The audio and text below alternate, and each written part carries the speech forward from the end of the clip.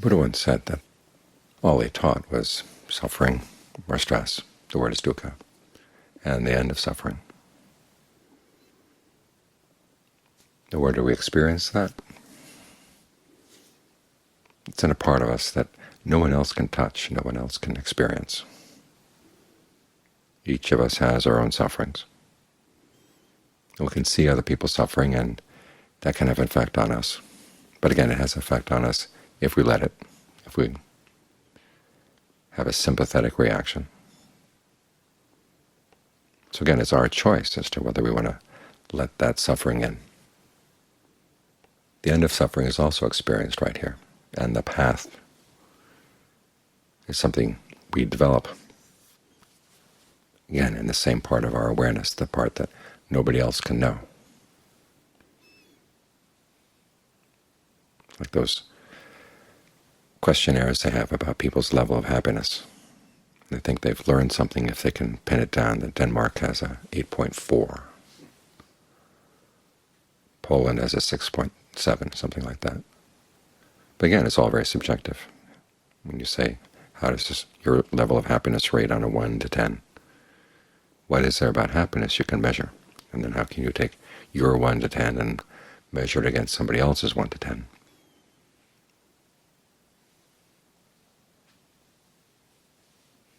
This is where we run up against something really important, which is that the problem is inside. And other people's problems are inside themselves. We can offer advice, we can try to help them in various ways, but the ultimate problem of how much each of us is suffering is something that depends on our own level of skill, which is why this is a path that each of us has to follow for him or herself.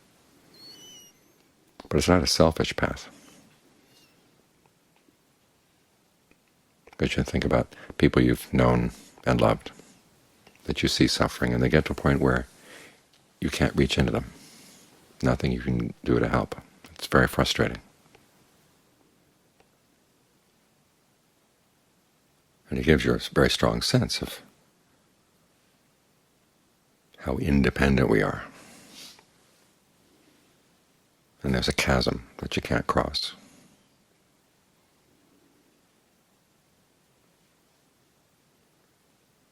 If other people see us suffering, it's going to be hard for them too. They sympathize, but they can't get across that chasm.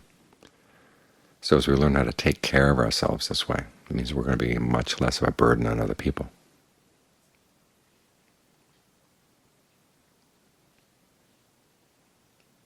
So our work here is not selfish work. And the more we get results, the more we're able to offer advice to other people, which is the best thing we can do. Because your motivation, your views, your intentions, these are things that you generate yourself, and the same applies to other people. They generate their own. And you can push and nudge and try to help them here, but again, they can resist that if they want to.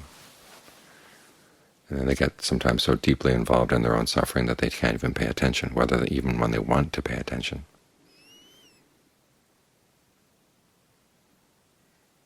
So you have to work on what you're responsible for. And you can hope that the good energy that comes from that, the insights that come from that, can be spread out. But your first priority is what you're doing right here, right now. As you meditate, you're working on 3 qualities. There's alertness, seeing what you're doing, the results of what you're doing. Notice that it's these activities of the mind that you're looking at. It's not that you're just openly aware to everything that's coming through in the present. You want to focus specifically on what you're doing and the results. This is a teaching on action, and meditation is about action, the actions of the mind. And you have a purpose. This is what ardency is for. It includes your motivation, your desire. This is where desire is a good thing. You desire to do this skillfully.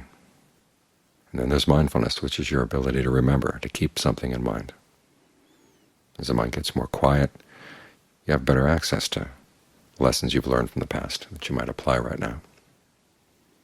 So apply them to staying with the breath. Everything else you can put aside right now. How do you get your mind to settle down right here?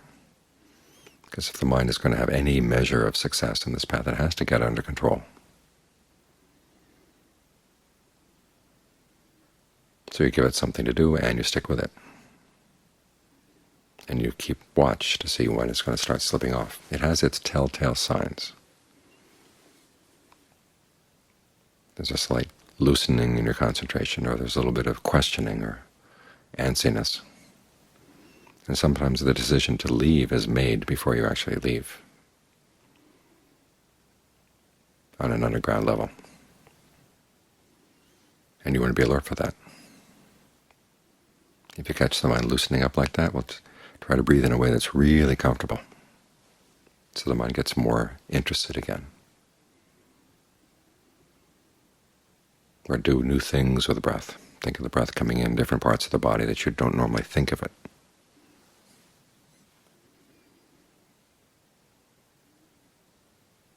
If there's a pain in a particular part of the body, you may want to see what the breath can do for the pain. If you know that one of your organs is malfunctioning, see if you can direct a little extra good, healthy breath energy there. In other words, give the mind something to do in the present moment that keeps its interest up. At the same time, you're making the body a more pleasant place to stay, so it's easier to settle down and to stay settled down snugly when you've done the basic clearing out work. And John Lee makes a connection between these three qualities and then the factors of getting the mind into jhana. The jhana factors have a list of 5. Directed thought, evaluation, singleness of preoccupation, pleasure, and rapture. As you pointed out, the pleasure and rapture are the results. You want to focus on those first 3 because, again, those are things you do. Directed thought relates to your mindfulness. You're remembering to stay right with one thing. Evaluation deals with your ardency, trying to make this a good, comfortable place to stay, and doing what you can.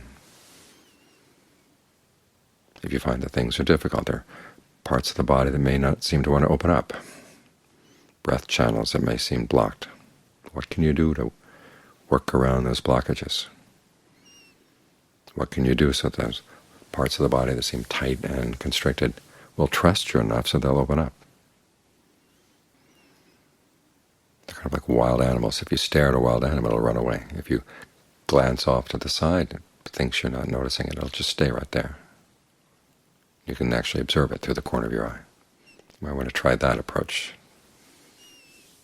If there's areas of tightness in your throat, in your chest, don't focus straight in on them. Focus off to the side a bit. Let the breath energy gradually work around. That's evaluation. And then your alertness, when it's really steady, develops into singleness of preoccupation. You're with one thing and you watch that one thing. So this is how mindfulness practice, which those first 3 qualities come from, melds into concentration practice. When everything comes together, then the pleasure and the rapture are right there. Rapture may be too strong a word, maybe refreshment sometimes. Although sometimes if the body is really starved for energy, you'll find that as you get more snugly together with your object, that the sense of being refreshed gets really strong. But again, that'll vary from session to session. What's important in this kind of practice is you've got tranquility and insight working together. And tranquility is the directed thought, and singleness of preoccupation. The insight comes from the evaluation, which, remember, is related to the ardency. This is another one of Ajaan Lee's insights, is that the the wisdom faculty in all this comes from your desire to do it well. Wisdom is not just knowing the names for things or being able to analyze things.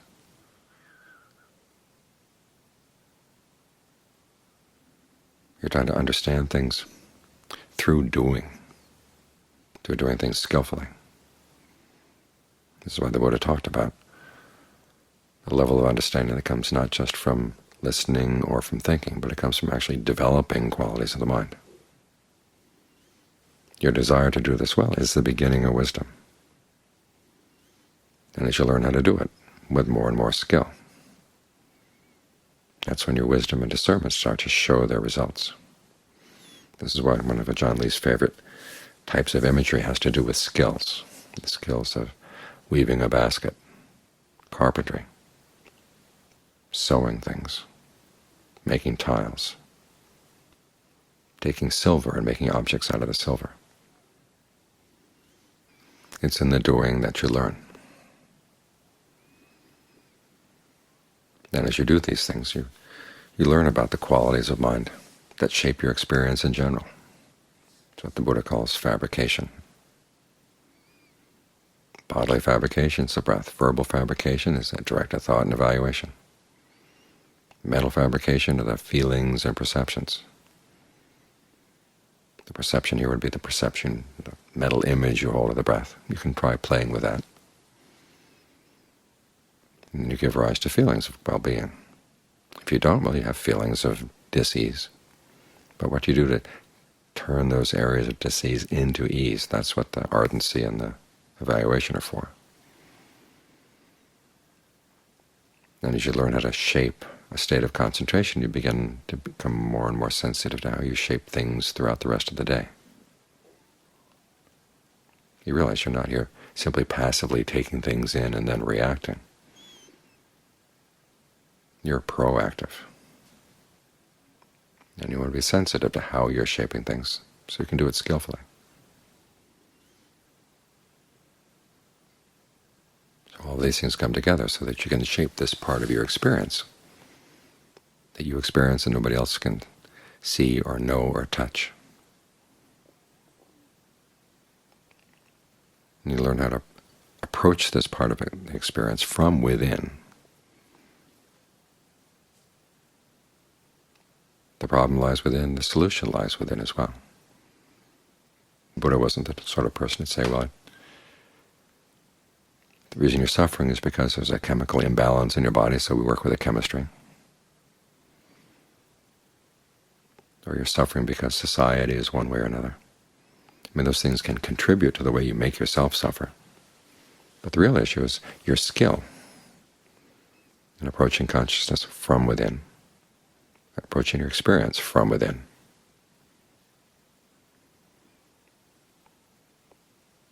And when you learn how to do that well, then you've taken care of what you're responsible for.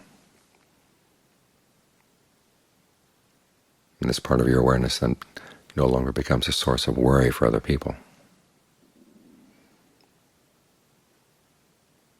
And when you see someone else suffering, you'll have real knowledge to offer them, knowledge that you've learned from the doing. You can give them advice on how they do this too.